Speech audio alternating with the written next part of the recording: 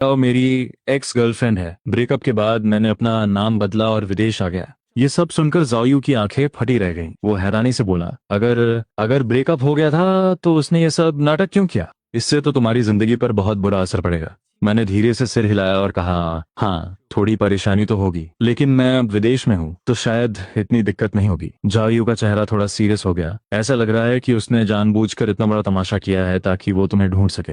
News काफी फैल गई है, हो सकता है यूनिवर्सिटी में कोई तुम्हें पहचान ले, तब तुम क्या करोगे? यही बात मुझे भी सता रही थी, लेकिन जायू को मेरे लिए परेशान देखकर मैं मुस्कुराया और बोला, कुछ नहीं होगा। उसे नहीं पता कि मैंने अपना नाम बदल लिया है। उसे मेरे विदेश आने के बारे में भी कुछ नहीं पता। अगर ज्यादा जरूरत पड़ी तो मैं बाहर निकलते समय मास्क पहन लूंगा और खुद को अच्छे से कवर कर लूंगा। हाँ, यही करना पड़ेगा। जायू ने उदास मन से सिर हिलाया और अपनी एक टोपी निकालकर मुझे दी। बाहर जाते वक्त इसे पहन लेना, ये तुम्हें छुपाने में भी मदद करेगी और धूप से भी बचाएगी। मैंने वो टोपी ली और माहौल को थोड़ा हल्का करने के लिए मजाक में कहा, वो बस एक एक्स गर्लफ्रेंड ही तो है, इतना डरने की जरूरत नहीं है। सू मेंग्याओ इतने बड़े इवेंट में पागलों की तरह बिहेव कर रही है। साफ दिख रहा है कि वो नॉर्मल नहीं है। मैंने हाल ही में ऐसी बहुत सी न्यूज देखी हैं जिनमें लोग प्यार में धोखा खाने के बाद अपने एक्स बॉयफ्रेंड्स या एक्स हस्बैंड से बदला लेते हैं। शियान भैया, मुझे सच में डर लग रहा है कि कहीं वो तुम्हें कोई नुकसान न पहुंचाए। सिर्फ 1 महीने पहले मिले अपने इस छोटे भाई को मेरी इतनी चिंता करते देख मेरा दिल पिघल गया। मैंने उसका हाथ पकड़ा और कहा, हम 7 साल तक साथ थे।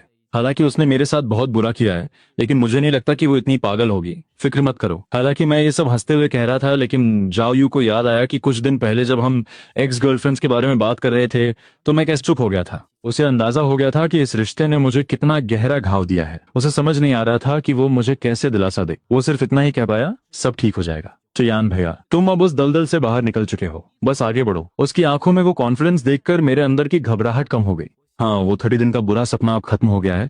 अब डरने की क्या बात है। शादी के अगले दिन सू फैमिली ने अनाउंस किया कि सू मेंग्याओ को सू ग्रुप के सारे काम से हटा दिया गया है। और जो फैमिली ने भी अनाउंस किया कि वो सू फैमिली के साथ अपने 3 प्रोजेक्ट्स कैंसिल कर रहे हैं। मेरे गायब होने के 50 दिन बाद भी सू मेंग्याओ को मेरे बारे में कोई खबर नहीं थी। इंटरनेट पर उसके बारे में बहुत सी बातें हुई थी, लेकिन सब हमारे पास के बारे में थी। किसी ने भी ये नहीं बताया कि मैं कहाँ हूँ। सू मेंग्याओ का मुझे ढूंढने का जो कॉन्फिडेंस था वो वक्त के साथ खत्म होता जा रहा था। उसे उस खाली विला में जाने से डर लगने लगा था और वो अपने सेक्रेटरी के मैसेजेस भी नहीं पढ़ना चाहती थी। यहाँ तक कि अब गुशियान का नाम सुनते ही वो गुस्सा हो जाती थी। सू फैमिली ने उसके सारे कार्ड्स ब्लॉक कर दिए थे। अब वो पहले की तरह पैसे नहीं उड़ा सकती थी। उसकी सहेलियों ने भी उम्मीद छोड़ दी थी और उसे सब भूल जाने को कह रही थी। अपनी फैमिली से माफी मांग लो। अपनी 24 साल की जिंदगी में सू मेंग्याओ ने पहली बार ऐसी हार का सामना किया था। वो हर दिन शराब पीती और नशे में चीजें तोड़ती। वो मेरा नाम लेकर रोती और पछताती, लेकिन शराब सिर्फ कुछ देर के लिए ही उसे सुकून देती थी। जब वो होश में आती तो उसे फिर से उसी कड़वी सच्चाई का सामना करना पड़ता। इस सब से गुजरते हुए वो अब पहले जैसी कॉन्फिडेंट और खुश नहीं रही। न्यू ईयर्स ईव के दिन सू मेंग्याओ बार में अकेली बैठकर शराब पी रही थी। उसने अपने पिता के कई कॉल्स रिजेक्ट कर दिए और आखिर में फोन स्विच ऑफ कर दिया। आधी रात को जब वो नशे में धुत होकर घर पहुंची तो उसे मेरी याद आने लगी। हर साल न्यू ईयर्स ईव पर अपने घर में डिनर करने के बाद वो विला आती थी। मैं उसके लिए बहुत अच्छा खाना बनाता था और हम साथ में नया साल मनाते थे। हम दोनों सोफा पर बैठकर बाहर पटाखों को देखते थे और हमेशा साथ रहने का वादा करते थे। आज भी बाहर पटाखे फूट रहे हैं, लेकिन उसके आसपास कोई नहीं है। सिर्फ शराब की खाली बोतलें पड़ी हैं। खिड़की से बाहर देखते हुए सू मेंग्याओ को बहुत अकेलापन महसूस हो रहा था। 12 बजते ही उसने अपना फोन उठाया और मुझे हैप्पी न्यू ईयर का मैसेज भेजा। डिंग डोंग, टेबल पर रखा उसका फोन बजा। उसने मेरा फोन उठाया और उस लाल नोटिफिकेशन पर क्लिक किया जिस पर उसने खुद को मैसेज भेजा था। इस जानी पहचानी फोटो और मैसेज को देखकर सू मेंग्याओ को लगा कि उसका दर्द थोड़ा कम हो गया है। अब वो सिर्फ खुद के बनाए हुए इन झूठे मैसेजेस से ही दिल को तसल्ली दे सकती थी। लेकिन तभी किसी ने उसे मेरे बारे में एक खबर दी। उसकी एक सहेली जो मेलबर्न में पढ़ रही थी, उसने बताया कि उसने यूनिवर्सिटी में किसी को देखा है जो बिल्कुल गू शियान जैसा दिखता है। ये खबर सुनकर सू मेंग्याओ में जैसे जान आ गई। उसने तुरंत मेलबर्न की फ्लाइट बुक की और जाने के लिए तैयार हो गई, लेकिन उसकी सहेलियों ने उसे रोक लिया। मेंग्याओ दीदी, वो इंसान मिल गया है, वो कहीं भागेगा नहीं। अभी लूसिनियम का मामला ज्यादा जरूरी है। जब तक वो सॉल्व नहीं होगा गुशियान तुम्हें कैसे माफ करेगा। ये सुनकर सू मेंग्याओ की खुशी गायब हो गई। उसने खुद को संभाला। उसकी सहेलियां उसे कई आइडियाज दे रही थी, लेकिन उसे कोई भी सही नहीं लगा। आखिर में उसने खुद ही इस मामले को सॉल्व करने का फैसला किया। सू मेंग्याओ सीधे हॉस्पिटल गई। उसने लू सिनियान को हमेशा के लिए रास्ते से हटाने का फैसला कर लिया था। आधे घंटे बाद लू सिनियान को मौत के मुंह में देखकर उसने बॉडीगार्ड्स को बाहर भेज दिया। वो चाहती थी कि लू सिनियान तड़प तड़प कर मरे। सू मेंग्याओ खड़ी हुई और अपने हाथों से खून साफ करने लगी, जैसे कुछ हुआ ही न हो। खून साफ करने के बाद सू मेंग्याओ ने अपनी घड़ी देखी और बाहर जाने के लिए मुड़ी। जैसे ही उसने एक कदम बढ़ाया, उसके पैर में बहुत तेज दर्द हुआ। वो जमीन पर गिर पड़ी। दर्द से उसका चेहरा बिगड़ गया। जब उसने पीछे देखा तो लू सिनियान पागलों की तरह हंस रहा था। उसने अपने शरीर से एक चाकू निकाला जिससे खून सू मेंग्याओ के चेहरे पर जा गिरा। खून की उस अजीब सी महक से सू मेंग्याओ का दिमाग सुन्न हो गया। लूसिनियान को सिर्फ वही औरत दिख रही थी जिसने उसकी जिंदगी बर्बाद कर दी थी। ये उसके लिए बदला लेने का आखिरी मौका था। लूसिनियान ने अपनी पूरी ताकत लगाई और वो चाकू सू मेंग्याओ के शरीर में घोंप दिया। एक के बाद एक कई चीखें कमरे में गूंजने लगी। दर्द से भरी वो चीखें धीरे धीरे धीमी हो गईं और सिर्फ सिसकने की आवाज रह गई। सू मेंग्याओ की आंखें फटी रह गईं। उसकी मुट्ठियां खुल गईं। लूसिनियान की भी सारी ताकत खत्म हो चुकी थी। उसके हाथ से चाकू छूटकर जमीन पर गिर पड़ा। उन दोनों का खून जमीन पर मिलकर एक नदी की तरह बहने लगा। दीवार पे लगी घड़ी की सुई अभी भी घूम रही थी। सू मेंग्याओ को अब धीरे धीरे कम दिखाई देने लगा था और दर्द भी कम हो रहा था। उसे लगा जैसे वो बादलों में गिर रही है। उसकी आंखों के सामने कई यादें घूमने लगी।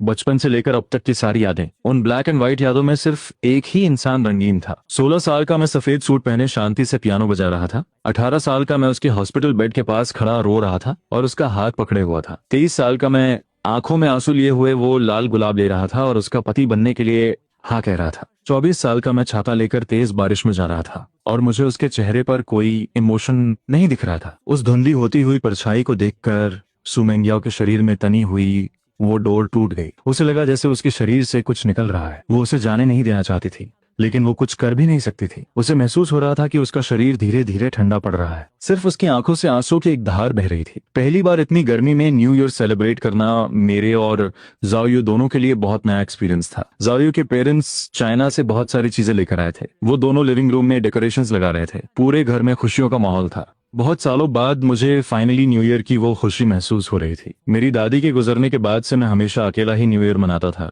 हालांकि सू मेंग्याओ मेरे पास आती थी लेकिन वो हमेशा रात 8 बजे से पहले ही चली जाती थी। घर में मैं बिल्कुल अकेला रह जाता था।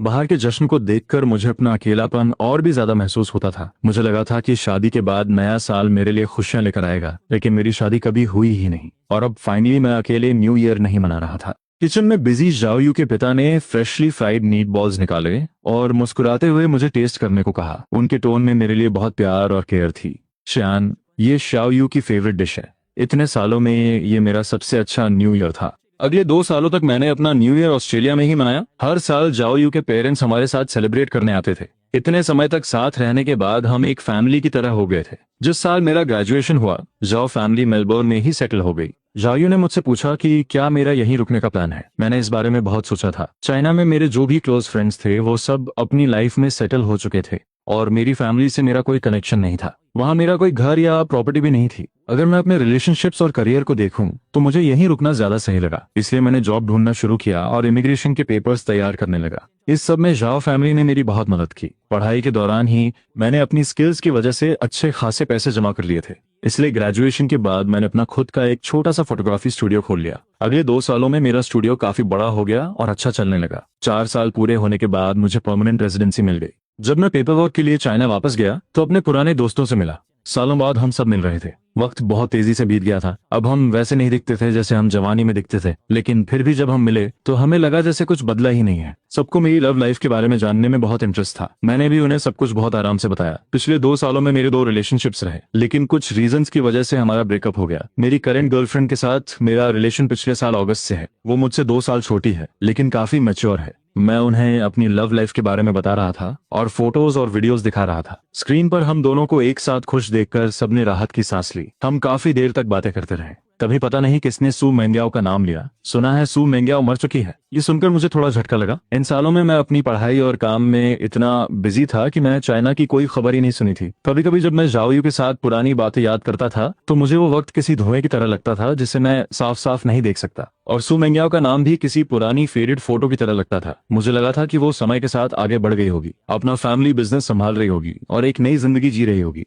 मुझे नहीं पता था कि वो मर चुकी है। कमरे में एक पल के लिए सन्नाटा छा गया। सब मेरा रिएक्शन देख रहे थे। मुझे सिर्फ शॉक देखकर सब रिलैक्स हो गए और फिर से बातें करने लगे। हाँ, मैंने भी ये खबर सुनी थी श्यान। मैं तुम्हें बताना चाहता था लेकिन फिर मुझे लगा कि तुम अब मूव ऑन कर चुके हो तो मैं ये दुखद बात तुम्हें क्यों बताऊं। इसमें दुखी होने वाली क्या बात है। मैंने सुना है कि उसने उस लू नाम के आदमी को बहुत टॉर्चर किया था और उसी ने बदला लेने के लिए उसे मार दिया। उसे उसके किए की सजा मिली। इतने लंबे समय के बाद मुझे उस आदमी का नाम भी याद नहीं आ रहा था। मुझे सिर्फ उस कार एक्सीडेंट की याद थी जिसने मेरी जिंदगी लगभग बर्बाद कर दी थी। इसलिए जब मैंने सुना कि मेरी जिंदगी बदलने वाले उन 2 लोगों का ये अंजाम हुआ तो मुझे थोड़ा अजीब लगा। लेकिन वो सिर्फ एक पल के लिए था। आखिरकार वो बहुत पहले की बात थी। वो यादें हवा के झोंके की तरह आईं और फिर हमेशा के लिए गायब हो गईं।